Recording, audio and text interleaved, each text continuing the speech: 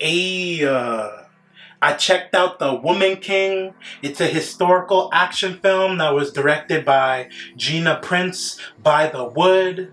The film is about female African warriors who fight to protect their nation, but not all of its depictions are based on true events, which has sparked hella controversy. The film follows a hard-body platoon of female warriors known as the Agojie or the Dahomey Amazons by Europeans at the time. The Agojie served their king under a fierce general named Naniska, and they lived in the king's palace, isolated like nuns in a section where no man except eunuchs and the king could enter. Historically, they weren't allowed to date or have husbands because they were technically married to the king and were considered his warrior queens and personal bodyguards. But under special circumstances, a king gave his brides that were trained to kill to his warlords, high-ranking officials, and brave soldiers out of his appreciation.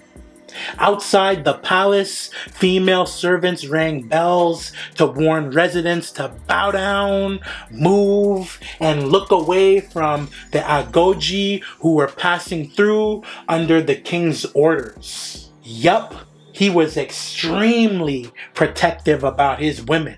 Also, in reality, their training was way more intense than what was depicted in the film. Viola Davis's character was the fierce general Naniska who trained new female recruits in the woman army. In between that and defending her country, she tried to convince her king to end their country's participation in the slave trade. Her character is a fabricated person based on a real-life teen warrior named Naniska, whose first body was a prisoner she was forced to execute publicly. Apparently, after she decapitated the sucker, she squeezed the blood off her sword, then swallowed it, which put fear in the hearts of observers by showing how bloodthirsty the women were. But a few months later, she was killed in battle.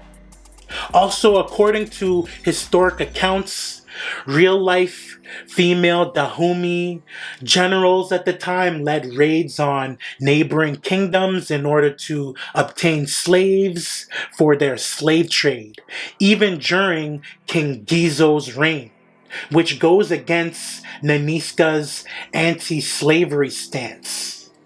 Nawi, the teen warrior, was inspired by the last surviving female Dahomey warrior that was interviewed before her death.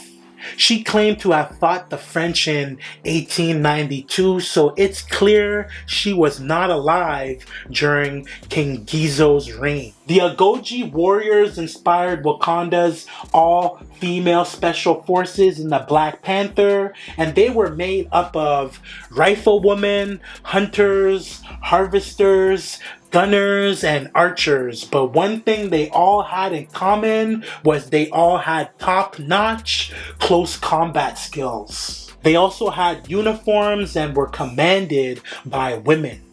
It's predicted they started guarding the king's palace in the 1700s, and the king was always surrounded by armed women in public and private.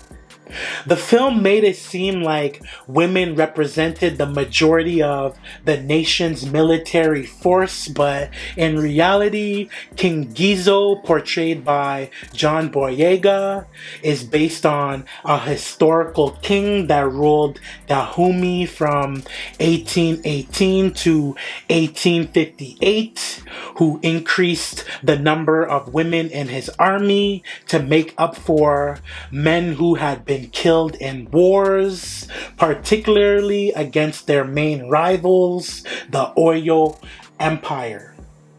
The Dahumi women were known as fearless hunters that took down elephants, so it was easy for them to transition to warriors. He also recruited teen girls, female prisoners of war, and women captured in raids into his military, and during his reign, women represented about 1/3 of his military with about 6,000 warriors.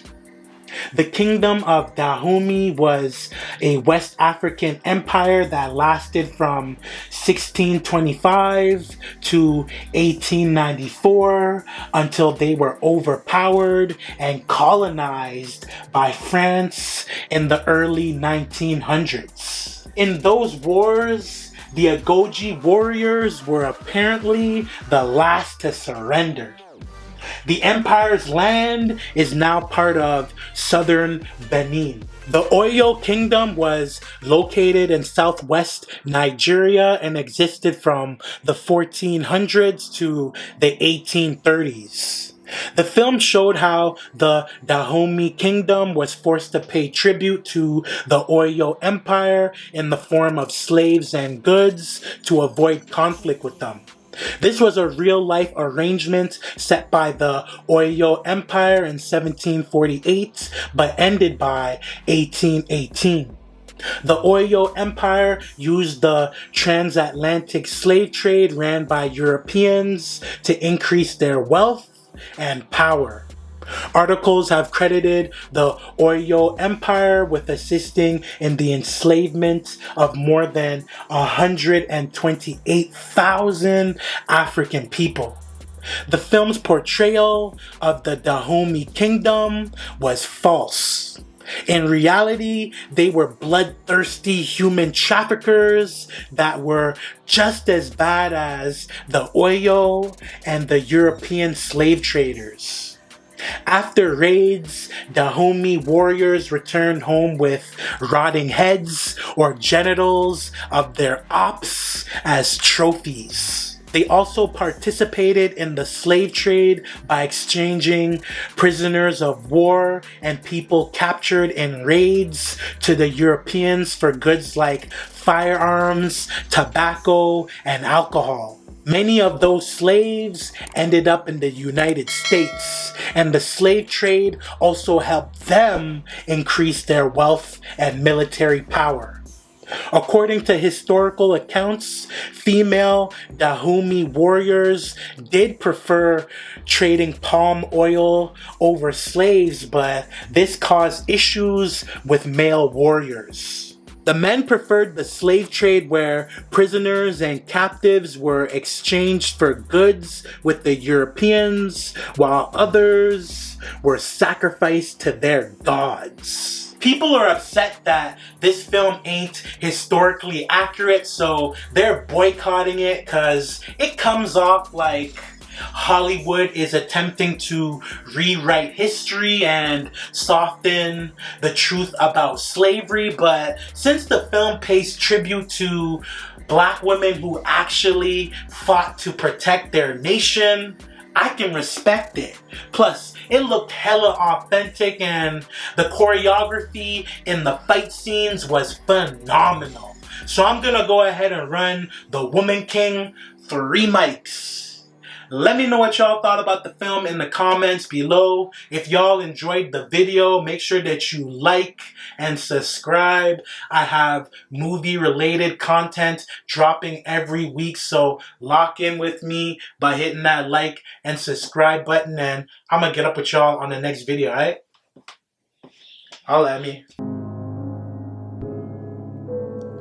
I came from uptown, way uptown. Renegade, I came from uptown, way uptown. I came from uptown, way